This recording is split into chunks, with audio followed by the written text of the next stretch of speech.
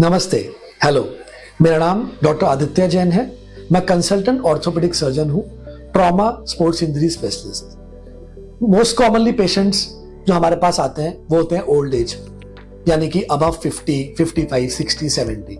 इन patients को most commonly जो problem होती है वो इंजरी रिलेटेड नहीं होती, वो होती है डीजनरेटिव चेंजेस, यानी कि घिसावट, एक उम्र का बढ़ना जिसकी वजह से knee, hip, ankle, spine, shoulder, elbow, इन सब में पेन होने लग जाते हैं। तो इन प्रॉब्लम को आप कैसे प्रिवेंट करेंगे?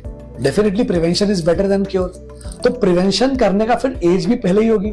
ऐसा तो नहीं होगा कि डिजीज बहुत बढ़ गई तब आप सोचे मैं कैसे प्रिवेंट करूं। तो प्रिवेंशन स्टार्ट्स फ्रॉम 40 से 50 के बीच में ही आपको कुछ अपनी लाइफस्टाइल मॉडिफिकेशंस करनी पड़ेंगी, जिनकी वजह से आपकी फ्यूचर की ऑर्थोपेडिक प्रॉब्लम्स कम हो।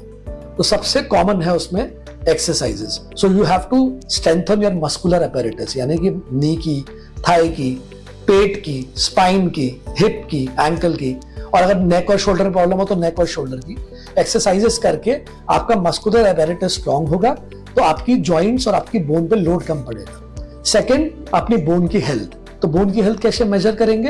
अपना विटामिन, कैल्शियम, बोन डेंसिटी, ये सब टाइम टू टाइम करा के उसे देखें, और जब भी लेवल कम हो तो उसको एलिवेट करें, यानी कि विटामिन डी सप्लीमेंट्स खाएं, कैल्शियम खाएं, अपना प्रोटीन डाइट लें, जिससे बोन स्ट्रांग होती है। थर्ड होता है कि कौन कौन सी एक्टिविटीज करने से आपकी प्रॉब्लम बढ़ सकती है। तो जैसे नी की किसी को प्रॉब्लम हो तो उसको जमीन पर नहीं बैठना चाहिए, आलती पालती नहीं मारना चाहिए, और इन जनरल सीढ़ी चढ़ने उतरने वाले काम कम करने चाहिए। But yes, you can walk, you can swim, you can cycle, आप ये सब कर सकते हैं। ये मत सोचिए कि मुझे कोई नी की प्रॉब्लम है तो मैं चल भी नहीं सकता। वॉकिंग इज लाइफ, तो आपको चलना तो है ही। और अगर किसी को स्पाइन की प्रॉब्लम है तो उसको आगे नहीं झुकना चाहिए। अगर वो ज्यादा आगे झुकेगा तो उसकी स्पाइन में डीजनरेशन भी बढ़ेगा। अगर किसी को शोल्डर की प्रॉब्लम है तो उसको शोल्डर के टेंडन्स में मोस्ट कॉमनली प्रॉब्लम होगी, या तो उसको अपने फ्रोजन शोल्डर की प्रॉब्लम होगी। तो टेंडन स्ट्रॉन्ग करने के लिए अगेन सप्लीमेंट, डाइट, एक्सरसाइजेस।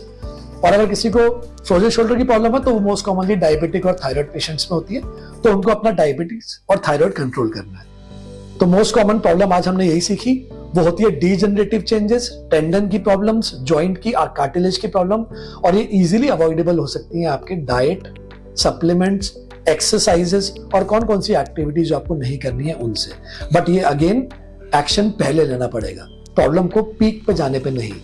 तो आप प्लीज अपनी प्रॉब्लम्स को परखिए, ऑर्थोपेडिक सर्जन से मिलिए और दवाइयों पे डिपेंडेंट कम रहें। पेन किलर्स ऑर्थोपेडिक्स में कोई स्टैंड नहीं करती। पेन किलर्स तो आपको कोई भी लिख देगा, तो इसके लिए आप ये मत सोचिए कि मैं ऑर्थोपेडिक सर्जन के पास जाऊंगा वो मुझे अलग टाइप की पेन किलर देगा। पेन किलर ओवरऑल ठीक ही होती है, सबकी सेम होती है।